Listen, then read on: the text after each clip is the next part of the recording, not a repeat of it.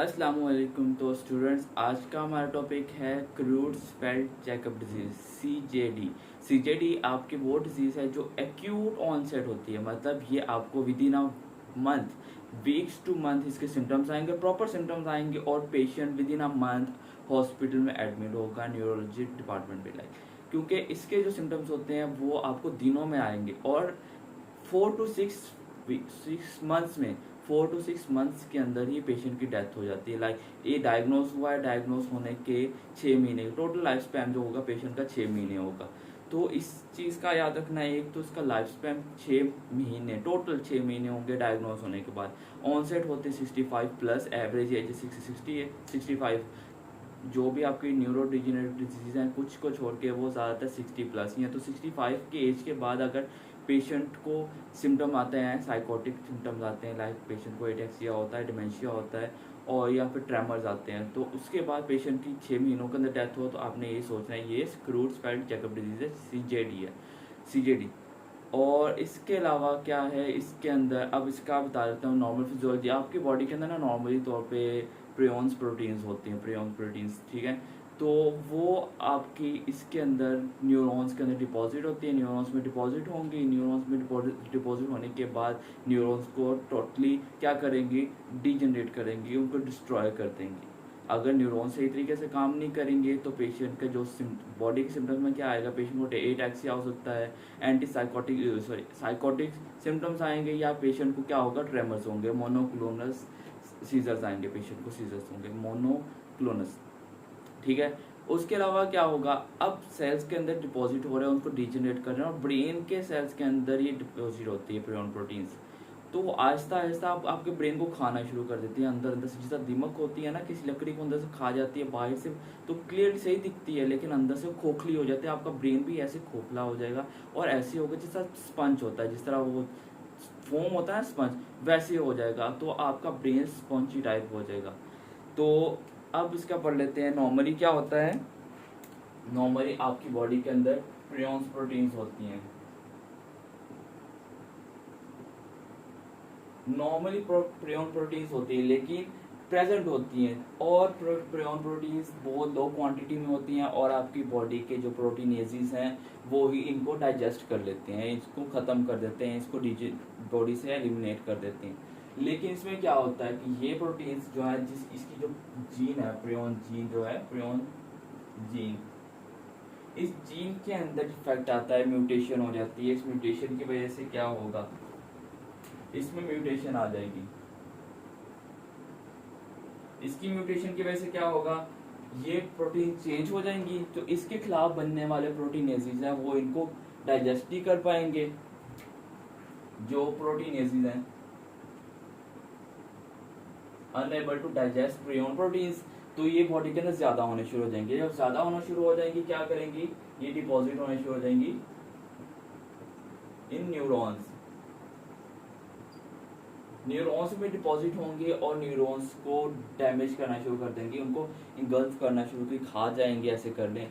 इसका मास नहीं बनेगा। ये क्या करेगी, आपके ब्रेन के मेनली किसमें, ब्रेन के अंदर, ब्रेन के न्यूरॉन्स में ये डिपॉजिट होगी और उनको ये टोटली खत्म कर देगी और आपका ब्रेन ऐसे हो जाएगा जिसका स्पॉन्ज टाइप होता है। तो brain appears as sponge, spongy brain या स्पॉन्ज लाइक ब्रेन आपको मिलेगा। तो एक तो फाइंड ये हो गया स्पॉन्ज टाइप ब्रेन मिलेगा। अभी स्पॉन्जी जो ब्रेन मिलता है ये आपको किसी इन्वेस्टिगेशन, जो आपका सीटी स्कैन है या ब्रेन है, इन्वेस्टिगेशन में नहीं मिलता। ये आपको एमआरआई जो पेशेंट का होगा, पेशेंट का ब्रेन का सैंपल लेंगे और वो बिल्कुल ऐसे स्पंज होगा। तो इसके इन्वेस्टिगेशन, जो मोस्ट एक्यूरेट इन्वेस्टिगेशन है वो तो इसकी बायोप्सी ही होती है। बायोप्सी लेते हैं, बायोप्सी के अंदर एक तो प्रियॉन प्रोटीन्स मिलती हैं, म्यूटेटेड मिलती हैं। दूसरा क्या होगा, ब्रेन अपीयरेंस में ही स्पॉन्जी होता है। तो ये था नॉर्मल फिजियोलॉजी और पैथोलॉजी क्या होगी, प्रियॉन प्रोटीन्स जो है म्यूटेट होंगी, म्यूटेट होने के बाद न्यूरॉन्स में डिपॉजिट होंगी, डिपॉजिट होने के बाद वो क्या करेंगे, ब्रेन को खा जाएंगे, अंदर से खा जाएंगे लाइक दीमक। तो क्या होगा कि ये ब्रेन बिल्कुल स्पंज टाइप हो जाएगा, स्पंज टाइप ब्रेन हो जाएगा। अब इसके सिम्टम्स क्या आएंगे,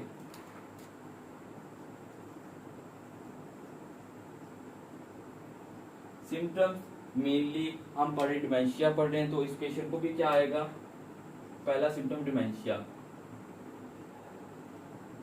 दूसरा क्या होगा, ब्रेन सेल्स ऐसे है कि सिग्नल नहीं ट्रांसफर कर पा रहे हैं, कुछ काम कर रहे हैं कुछ नहीं कर पा रहे, सही तरीके से नहीं करेंगे, झटके लग रहे हैं, कभी सिग्नल आ रहा है कभी नहीं आ रहा, तो सीजर स्टार्ट हो जाएंगे। सीजर कौन से स्टार्ट होंगे ये याद रखना है, मोनोक्लोनस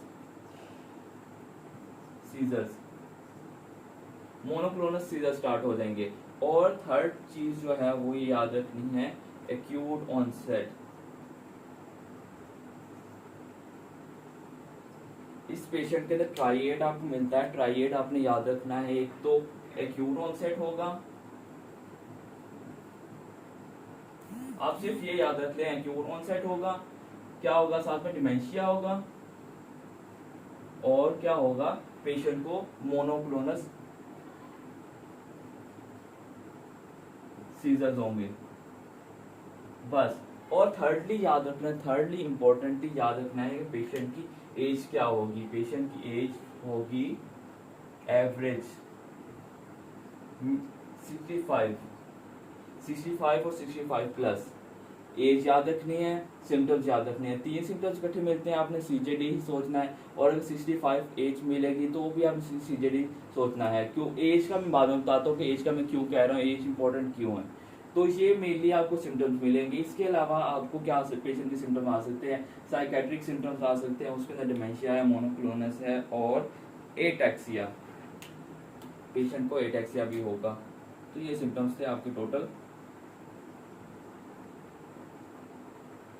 सीजेडी के। मेनली आपने याद यही चीज रखनी है, सिर्फ ये याद कर लें आपकी पूरी डिजीज जो है वो डायग्नोस हो जाएगी, कंफर्म हो जाएगी। और इसके अलावा अब एज है, एज के साथ ही आप याद रख लेना कि आफ्टर डायग्नोसिस क्या होगी, इसकी एज 4 to 6 मंथ्स बस रह जाएगी, इसके बाद इसकी डेथ हो जाएगी। इन्वेस्टिगेशन में आपको इन्वेस्टिगेशन इम्पोर्टेंट नहीं है, लेकिन आप इन्वेस्टिगेशन फिर भी करनी तो है। तो इन्वेस्टिगेशन में फर्स्ट आ जाता है आपका, बेस्ट इनिशियल में आ जाता है एमआरआई और सीटी स्कैन। सीटी स्कैन करवा लें या एमआरआई, या आपके बेस्ट इनिशियल टेस्ट में आ जाते हैं। इसके अलावा आप ब्लड टेस्ट कर सकते हैं, आप क्या कर सकते हैं, जो आपका स्पाइनल फ्लूइड है, स्पाइनल फ्लूइड वो उसकी लेकिन इन्वेस्टिगेशन कर सकते हैं, लेकिन आप एमआरआई ही याद रखें, एमआरआई याद रखें। और इसके बाद जो मोस्ट एक्यूरेट टेस्ट है वो इसका है brain biopsy of dead, brain biopsy, मुर्दा की बायोप्सी लेनी है, जिंदा की नहीं लेनी, बायोप्सी, जिंदा बंदे का दिमाग तोड़ के निकाल लें। तो brain biopsy, most accurate brain biopsy. Treatment कोई इसका स्पेसिफिक ट्रीटमेंट नहीं है, सिर्फ सिम्टोमेटिक ट्रीटमेंट।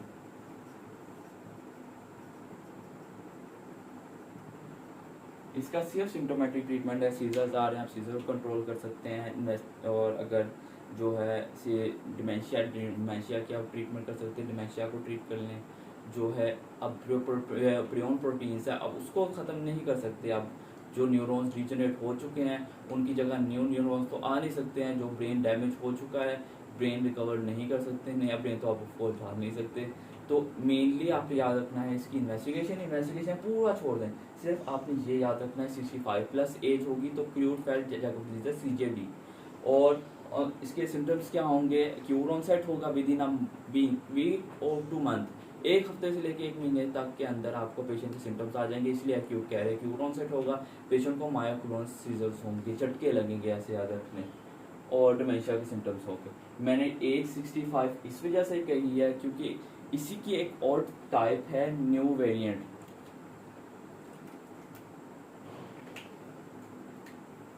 एक न्यू वेरिएंट सीजेडी डिजीज है, सीजेडी डिजीज है, सेम टू सेम। उसमें क्या होगा, एक्यूट ऑनसेट होगा, डिमेंशिया होगा, मोनोक्लोनस सीजर्स होंगे, पेशेंट को साइकेट्रिक प्रॉब्लम्स आएंगी, लेकिन उसके अंदर आपने जो एज है वो याद रखनी है, वो 35 प्लस एज होती है। सेम सिम्टम्स आएंगे, कुछ भी डिफरेंट नहीं है, सेम टू सेम, वो भी विद इन 4 to 6 मंथ्स उस पेशेंट की डेथ हो जाएगी। लेकिन 35 मतलब कह लें एडल्ट कह लें 30 से 40 साल ऑन एन एवरेज अगर पेशेंट के अंदर ये सिम्टम्स आते हैं, मायोक्लोनल सीजर्स होते हैं, डिमेंशिया होता है साथ में, और with in a month symptoms आते हैं तो आप कह सकते हैं सीजेडी। अब सीजेडी की जो इन्वेस्टिगेशन है उसकी मोस्ट एक्यूरेट तो बायोप्सी ही है, लेकिन इन्वेस्टिगेशन में आपने याद रखना है, इन्वेस्टिगेशन में एमआरआई करवानी है। एमआरआई करवाएंगे, एमआरआई में आपको ब्रेन के अंदर क्या मिलेगा, पुल्विनार साइन मिलेगा, पुल्विनार साइन, पुल्विनार साइन कह लें या फिर इसको हॉकी स्टिक साइन कह लें, हॉकी साइन।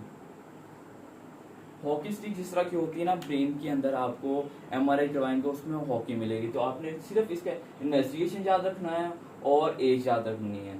35 प्लस एज है तो वो सीजेडी है, 65 प्लस एज है तो वो जो है 35 प्लस है तो न्यू वेरिएंट सीजेडी है, और अगर ये है 65 प्लस तो वो है आपके सीजेडी। सिम्टम सेम है, और एक्यूट ऑनसेट है, डिमेंशिया है, और क्या है, मोनोक्लोनल सीजर्स हैं, एटैक्सिया भी साथ में होता है। तो ये था आपका सीजेडी।